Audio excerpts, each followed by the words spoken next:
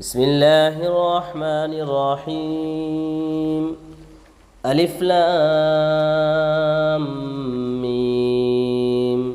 ذلك الكتاب لا ريب فيه هدى للمتقين الذين يؤمنون بالغيب ويقيمون الصلاة ومما رزقناهم ينفقون والذين يؤمنون بما أنزل إليك وما أنزل من قبلك وبالآخرة هم يوقنون أولئك على هدى من ربهم وأولئك هم المفلحون إن الذين كفروا سواء عليهم أأنذرتهم أم لم تنذرهم لا يؤمنون ختم الله على قلوبهم وعلى سمعهم وعلى أبصارهم غشاوة